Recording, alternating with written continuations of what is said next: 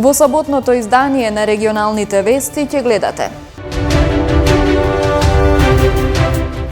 На градскиот плоштад во Тетово се одржа саем на мед и пчеларска опрема Сладки денови во Тетово.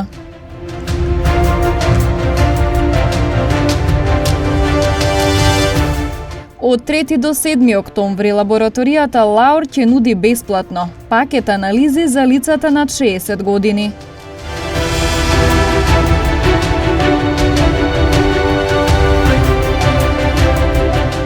Во тешка сообраќајка на автопатот Тетово-Скопје загина 55 годишен велосипедист.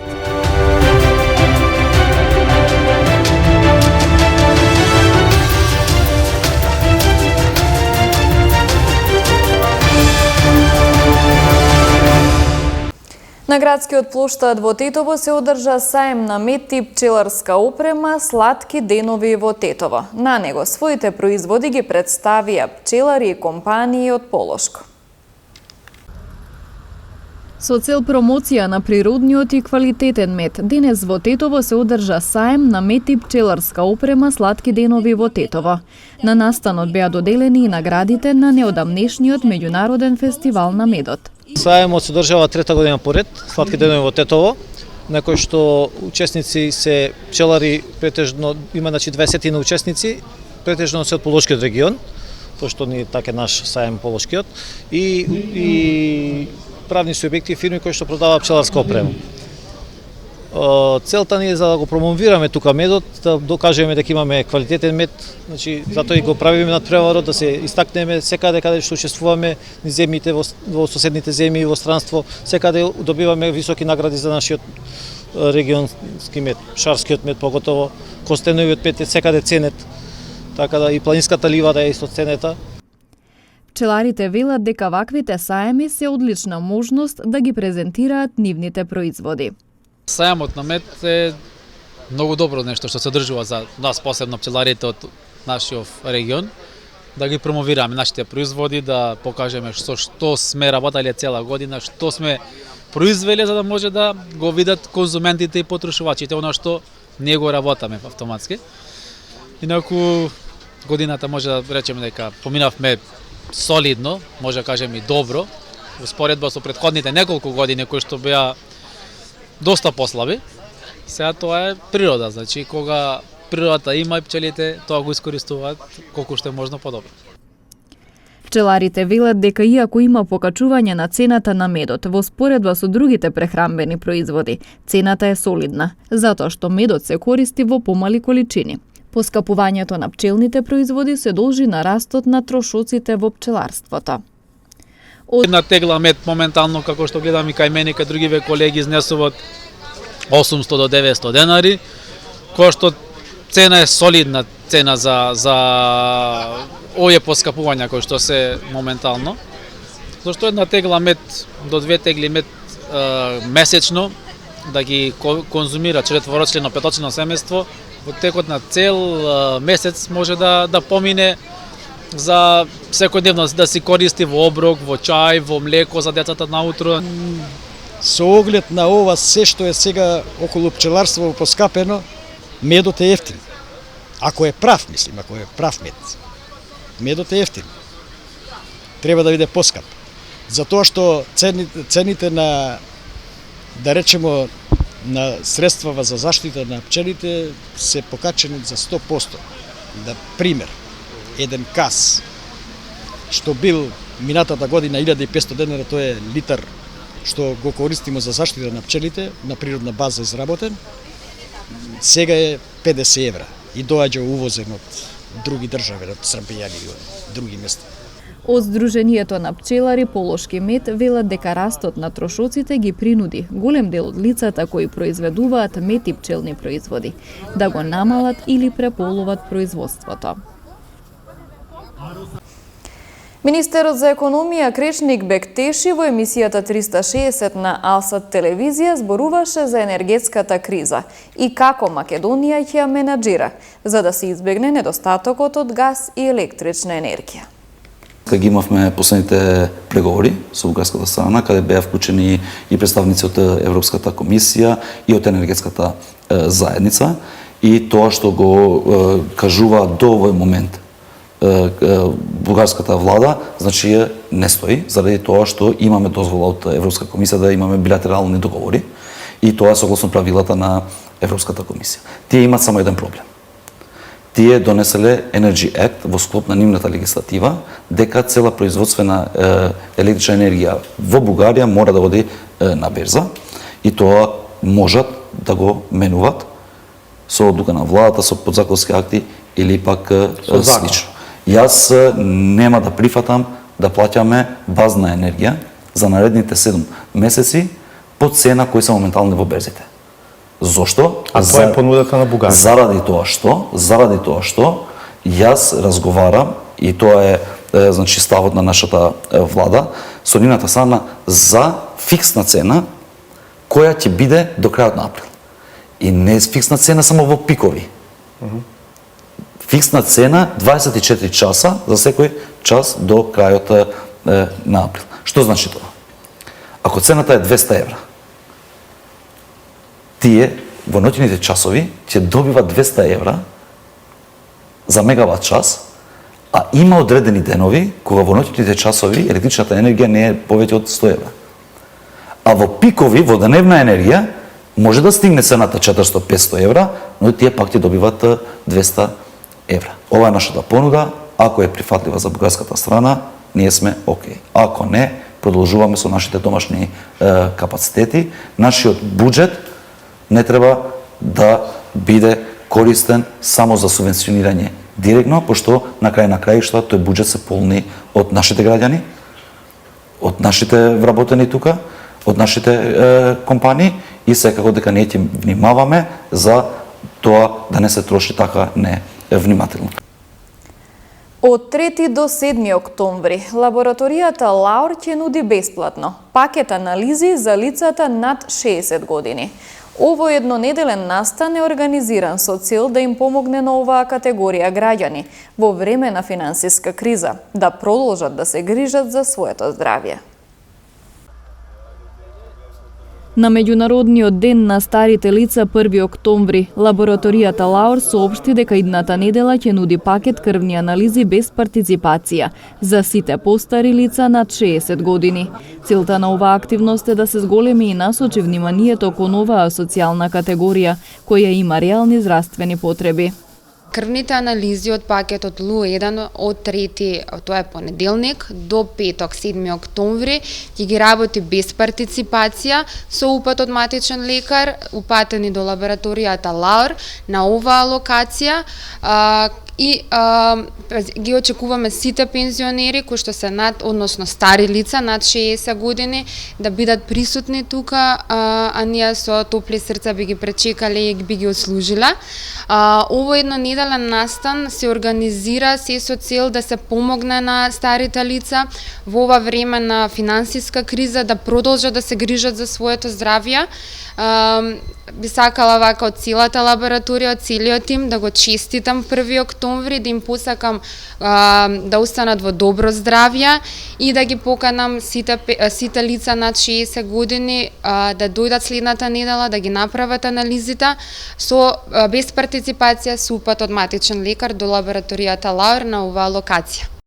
Овој еднонеделен настан Лаур го организира во соработка со Сдруженијето на пензионери, од каде порачуваат дека сите треба да го следат овој пример, затоа што оваа категорија граѓани има многу потреби, особено во време на финансиска криза.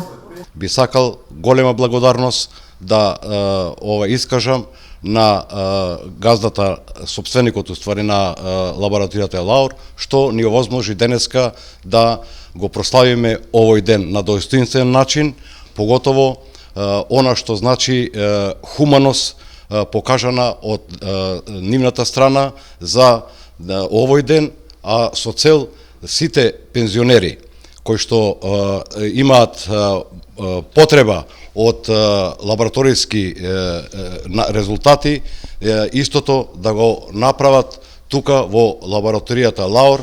Ова треба да биде пример за другите компании кои што навистина на пензионерите им се потребни вакви активности не само од овај лабораторијски значај, туку лабораторијски наводи, туку и од она што значи целосна грижа за пензионерите, поготово со со ниски примања. Инаку анализите ќе се извршуваат во лабораторијата на Лаур, лоцирана на улица 29 ноември број 21 во Тетово. Во тешка сообраќајка загинат 55 годишен велосипедист. Повреден 17 годишен сопатник во сообраќајна несреќа на локалниот пат Тетово-Требош. Во полицискиот билтен регистрирани приведувања поради пронајден кокаин и марихуана. Следуваат деталите. Вчера во 13 часот и 20 минути во СВР Тетово пријавено е дека на автопатот Тетово-Скопје во непосредна близина на Добарски надвозник велосипед управуван од 55 годишник од Скопје удрил во запрено поради дефект товарно моторно возило Volkswagen Кратер со скопски регистарски ознаки. Во несреќата велосипедистот се здобил со тешки телесни повреди, од кои починал на самото место, а смрт констатирала екипа од Тетовската брза помош. На местото на несреќата извршиле јавен обвинител и екипа од СВР Тетово, а по наредба на јавниот обвинител, телото е предадено за обдукција. Полициски службеници на СВР Тетово вчера околу 14 часот и 50 минути на улица Видое Смилевски бато во Тетово лишиле од слобода 51 годишник од Гостиварско Србиново, затоа што при преглед му бил пронајден кокаин. Тој е задржан во полициската станица Тетово и по целосно документирање на случајот ќе му биде изготвен соодветен поднесок. Вчера вечер во 21 часот и 55 минути во СВР Тетово пријавено е дека на локалниот пат Тетово-Требош патничко моторно возило Форд со италијански регистарски ознаки, управувано 19 годишникот Тетовско Добарце, излетало од коловозот. Во несреќата со патникот во возилото, 17 годишник од истото село, се здобил со тешки телесни повреди, констатирани во Тетовската клиничка болница, а возачот само со телесни повреди. На местото на несреќата увид извршила екипа од СВР Тетово. Вчера вечер околу 22 часот на улица Маршал Тито во Тетово, полициски службеници на СВР Тетово лишиле од слобода 24 годишникот Тетово, кај кого била пронајдена марихуана. Се расчистува случајот и против него ќе следува соодветен поднесок. Ноќеска 15 на минути после полноќ на граничен премин Долно Блаце од полициски службеници е лишен од слобода 40 годишник од Република Албанија, затоа што е утврдено дека бил баран со потерница од Основен суд Тетово. Лицето ќе биде спроведено до надлежната казнено-поправна установа.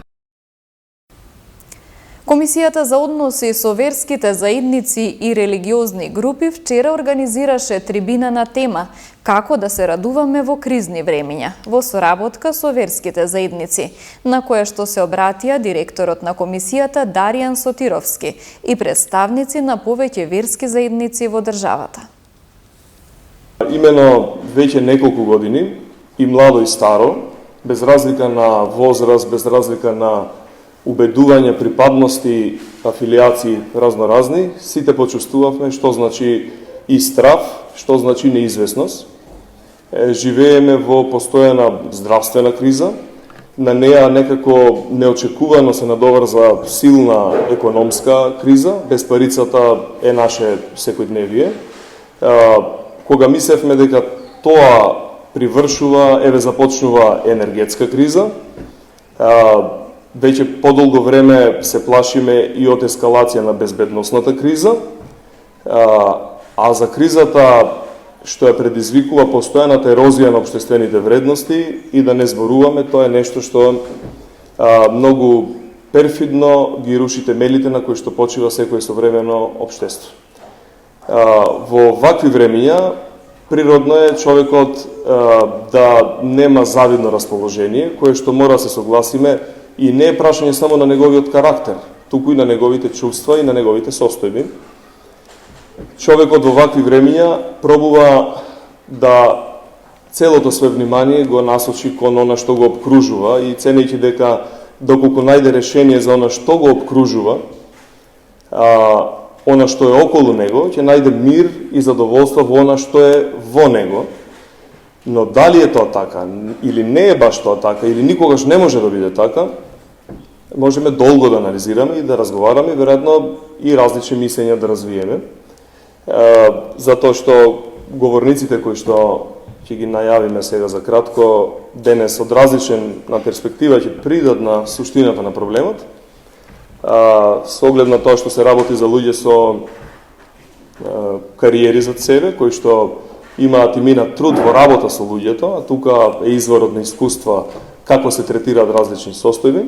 Еве малку како за почеток да направиме поопуштена и попријатна атмосфера, затоа што сепак ова е трибина, или не е церемонија во која што треба да задржиме формален аспект. Во однос на ова што се јавува како една појава и едно правило, а тоа е човекот да сака да го решава се она што е околу него, па мисли дека треба да се радува кога ќе ги реши сите овие кризи, кога ниедно од нив нема да постои. Јас пред известно време прочитав една анегдота и мислам дека е многу добар пример за тоа како тоа во вистина изгледа и добра увертира зошто треба да се свртиме кон себе за да разбудиме причини да најдеме за радост, а не да се преоптоваруваме со она што е околу нас, затоа што можеби решението не е во нас и во нашата моќ.